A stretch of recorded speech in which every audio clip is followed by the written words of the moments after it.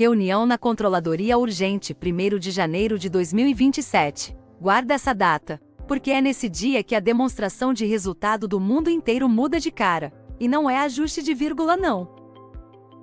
É a maior reformulação na forma de apresentar demonstração financeira desde que o Brasil adotou as normas internacionais. O regulador contábil global reescreveu a regra e o Brasil já traduziu. Só que o motivo dessa mudança ter sido necessária é bem mais velho. Na verdade, tem 30 anos. E é bem mais incômodo do que qualquer prazo de norma. A pauta de hoje é boa. Senta que o papo de board já começou. Porque a pergunta do episódio é essa, numa DRE cheia de números, o que de fato importa? E a resposta que a ciência da contabilidade deu lá em 1996, e que quase nenhuma sala de reunião incorporou até hoje, é meio brutal. 2 lucros iguais não são iguais. 2 empresas podem fechar o ano com exatamente o mesmo número na última linha e ter futuros completamente diferentes. Hoje eu te mostro as 3 respostas que existem para esse problema, a da ciência, a da prática e a da norma. E no fim, a receita curta que sobra pro seu relatório gerencial.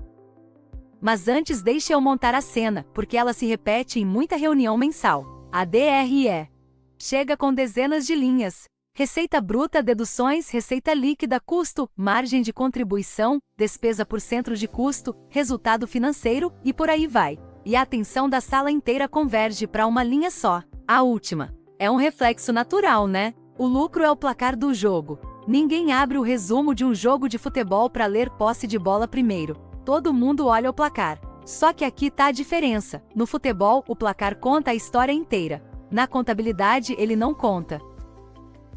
Quem provou isso foi Richard Sloan, em 1996, num artigo publicado no The Accounting Review, que é o periódico de topo da contabilidade. O título já entrega a pergunta que ele foi investigar. Os preços das ações refletem de verdade a informação que está nos accruals e no caixa? E o achado é o seguinte: todo lucro tem 2 componentes por dentro. Tem o caixa, que entrou de fato na conta da empresa. E tem os accruals, que são os ajustes de competência, a venda que você faturou e ainda vai receber, o estoque, a provisão, a depreciação. Os 2 somados dão o mesmo lucro, mas eles não valem a mesma coisa.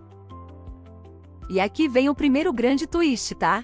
Sloan mostrou que o componente caixa do lucro persiste. Ele tende a se repetir no ano seguinte. Já o componente de accruals persiste bem menos. 10 anos depois, Patricia Dekov e Wei Ji rodaram a conta de novo, no Review of Accounting Standards de 2006, e colocaram um número na coisa. A persistência do componente caixa deu 0,828. A do componente de accruals deu 0,465. Quase a metade, minha gente. Isso não é número tirado do chapéu, é regressão em base de milhares de empresas. E tem a pegadinha. Mesmo o mercado americano agia como se fixasse no lucro total, sem separar as 2 coisas por dentro. Agora pensa comigo, porque isso fica muito mais claro fora da planilha. Imagina 2 vendedores da sua equipe. Os 2 bateram 100 mil de meta no mês. Mesmo número no quadro, mesma comissão, mesmo aperto de mão na reunião de resultado. Só que um vendeu à vista, e o dinheiro já tá na conta. E o outro vendeu parcelado em 6 vezes, para um cliente novo, sem histórico, que ainda pediu prazo estendido. No quadro, o empate técnico. Na realidade do ano que vem, nem de longe. É exatamente isso que a ciência tá dizendo sobre a última linha da DRE. O placar é o mesmo. A qualidade do placar, não. E então a coisa complica de verdade, porque nem todo accrual é igual. No mesmo estudo, Dekov Ji abriram os accruals em 2 pedaços. De um lado, os accruals normais da operação. Do outro, os itens especiais, aquelas linhas transitórias que costumam morar na parte de baixo da demonstração. A baixa de um ativo, a indenização, o ganho na venda de uma máquina, a reversão de provisão. A persistência dos accruals normais deu 0,604. A dos itens especiais deu 0,156. Praticamente nada. Traduzindo para o português da sala de reunião, o que indica o seu ano que vem é o resultado recorrente da operação, não é a última linha.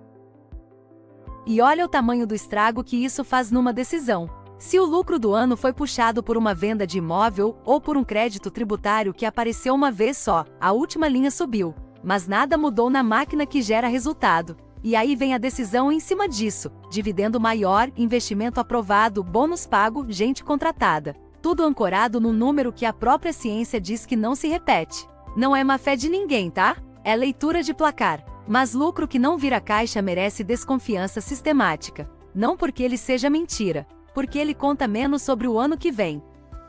Só que existe uma segunda camada, e ela é mais desconfortável que a primeira. O guia gerencial mais lido sobre esse tema é o Financial Intelligence, de Karen Berman e Joy Nye, publicado pela editora da Harvard Business Review. E o livro abre com uma tese que valia estar emoldurada em toda a controladoria: relato financeiro é tanto arte quanto ciência. E por quê? Porque ninguém consegue quantificar tudo. O contador depende de estimativa, de premissa e de julgamento. A vida útil que define a depreciação. O percentual da provisão para devedor duvidoso. O critério de rateio do custo indireto. Em algum lugar da sua DRE, alguém escolheu.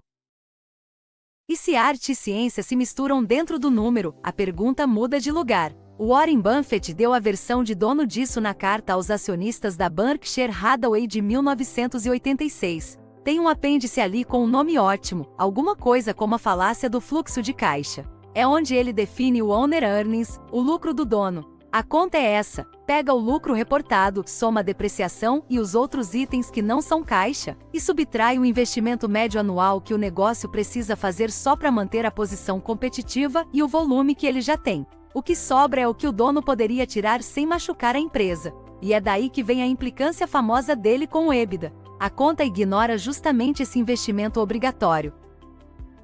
Mas aqui tá o pulo do gato que quase ninguém liga com DRE. Gerencial. Se o número carrega julgamento e se o lucro tem qualidade variável por dentro, então o excesso de linha não ajuda a enxergar. Ele atrapalha. E isso não é opinião minha não. É diagnóstico de regulador. Em abril de 2011, o braço de normas do regulador contábil britânico publicou um relatório chamado Canting-Clutter, alguma coisa como cortando a bagunça, e definiu o problema em duas coisas bem específicas: divulgação imaterial, que atrapalha identificar o que é relevante, e texto explicativo que fica igual ano após ano. Ou seja, o excesso sozinho já é um defeito de relatório.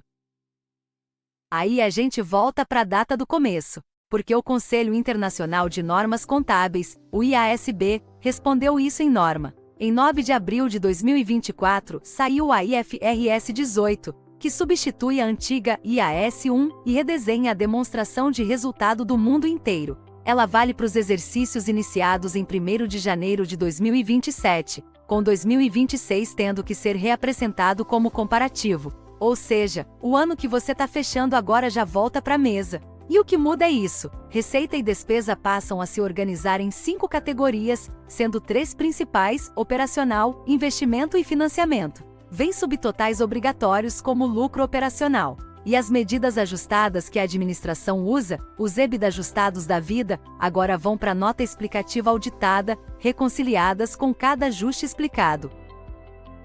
E no Brasil isso não é assunto de multinacional não.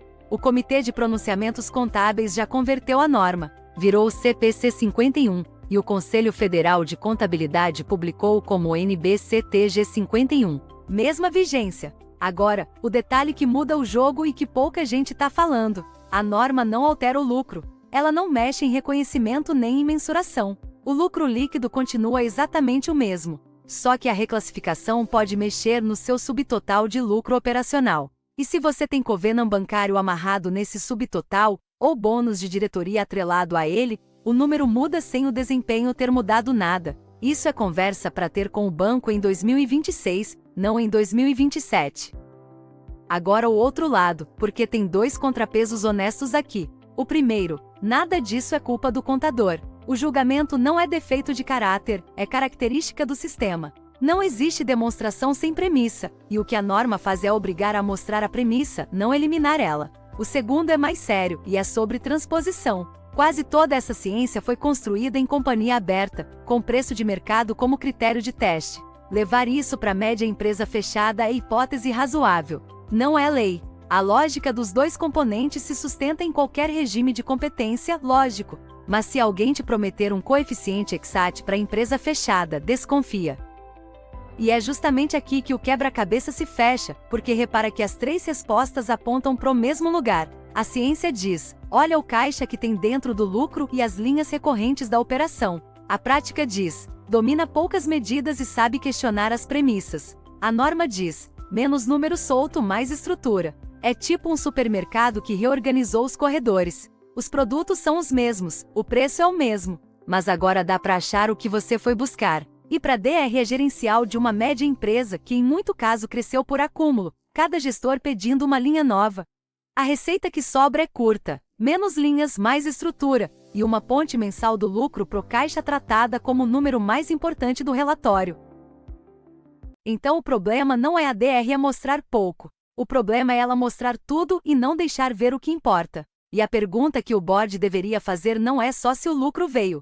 É outra, e ela é bem mais dura. Quanto desse lucro virou caixa, e o que as linhas de cima estão dizendo sobre o ano que vem?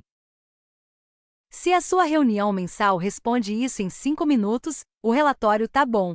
Se leva 40 e ainda não conclui, o problema não é o número, é o desenho. DR é boa não é a que mostra tudo, é a que deixa ver o que importa.